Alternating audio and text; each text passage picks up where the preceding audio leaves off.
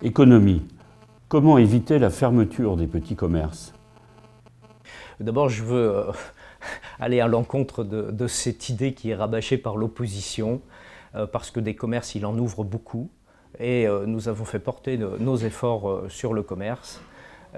J'en donne quelques exemples. Toute la rue des Halles, avec 10 000 mètres carrés de commerce de ville. Dans tous les quartiers, les supérettes que l'on a aidé à s'installer, encore récemment rue de Bourgogne, du côté de Bollières, du côté de Marie-Stuart, et il y en a 5 au total, une poissonnerie nouvelle sur le Faubourg Bagné. Donc on est complètement, j'allais dire, à fond pour aider le commerce de ville, et qui plus est limiter les grandes surfaces périphériques.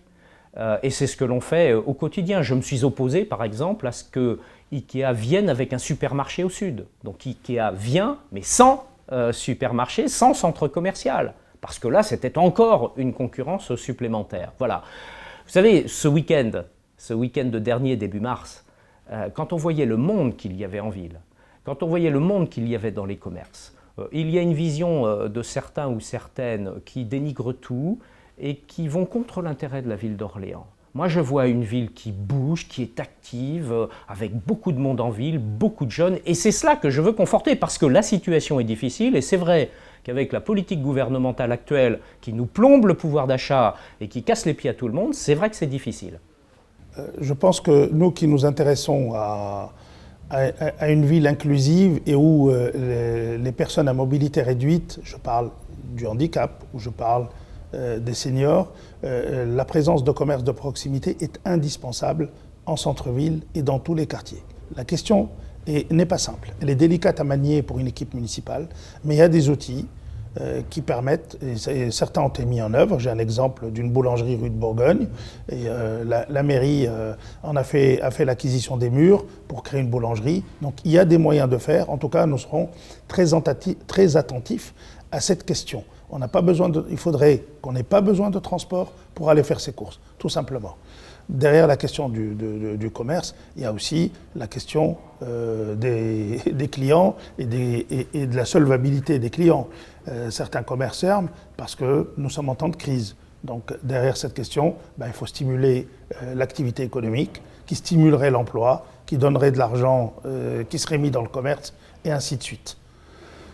Enfin, nous voudrions un équilibre entre commerce de proximité de centre-ville et grandes enseignes comme Ikea ou comme d'autres, et qui sont nécessaires au rayonnement d'une agglomération. Les petits commerces qui sont en train de fermer actuellement, qui voient leur clientèle de moins en moins fréquenter les magasins, posent le problème du pouvoir d'achat de leurs clients.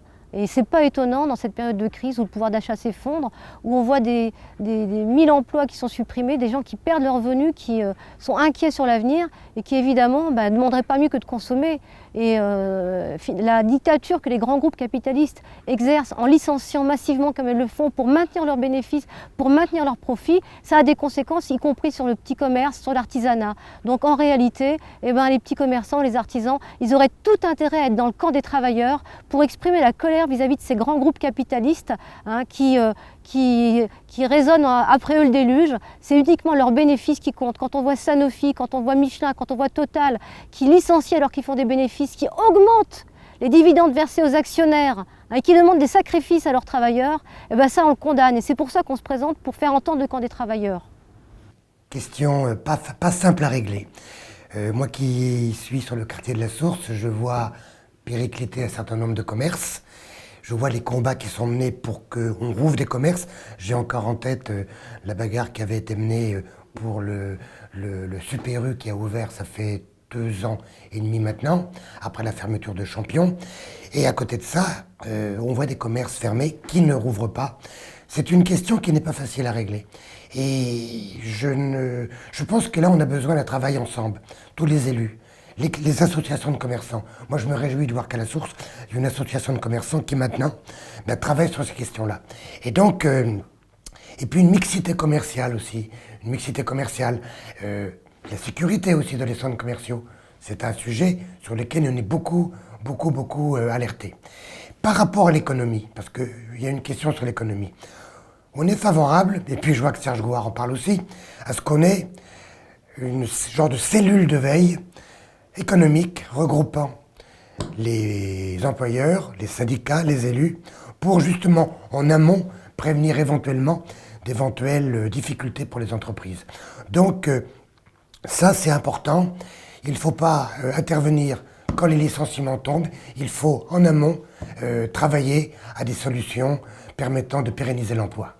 La fermeture des petits commerces est une réalité massive à Orléans, dans tous les quartiers d'Orléans, au centre-ville, dans les faubourgs, comme à la Source, on observe de plus en plus de rideaux tirés et de boutiques fermées.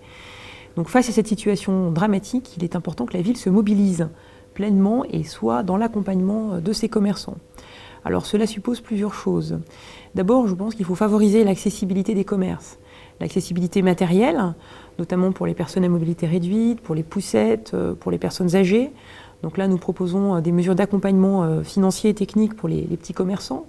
L'accessibilité aussi par le stationnement, en proposant des offres de stationnement qui soient attractives et qui rendent justement l'accès en ville beaucoup plus facile pour les consommateurs, en ayant une signalétique aussi plus dynamique qui indique la présence de commerce dans l'ensemble de la ville. Et puis nous considérons également que les transports en commun et les parcs relais, le week-end, doivent être gratuits, là aussi pour inciter les habitants de toute l'agglomération, et les Orléanais particulièrement, à se rendre dans leur commerce, parce que nous pensons que les commerces sont un élément essentiel du lien social, qu'ils apportent du conseil, qu'ils apportent une qualité de relation qu'on ne trouve pas dans les grandes surfaces de la périphérie, ni a fortiori sur les sites internet.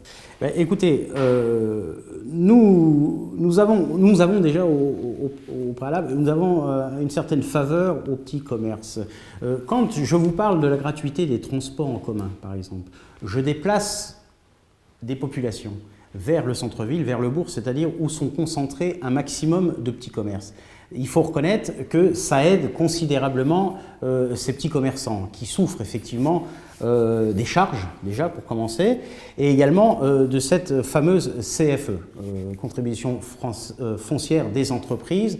Et là également dans le domaine de la fiscalité, puisque ça touche le petit commerce, nous souhaiterions nous fixer un objectif de baisser de l'ordre de 3,5% par an cette contribution foncière des entreprises, qui nous amènerait à un pourcentage de 20% sur une mandature. Voilà, ça c'est une chose sur laquelle nous sommes favorables. Et le soutien, bien évidemment, je dois vous parler du soutien économique local par l'investissement. Ça c'est une chose sur laquelle évidemment il va falloir se pencher et de mettre tout en œuvre pour créer des entreprises nouvelles, bien évidemment, faire venir des entreprises, évidemment, par des aides. Je pense par exemple Loire-Orléans Économique, qui est une agence pour le développement local et avec qui, là, évidemment, nous pourrions travailler, offrir des aides à ces entreprises.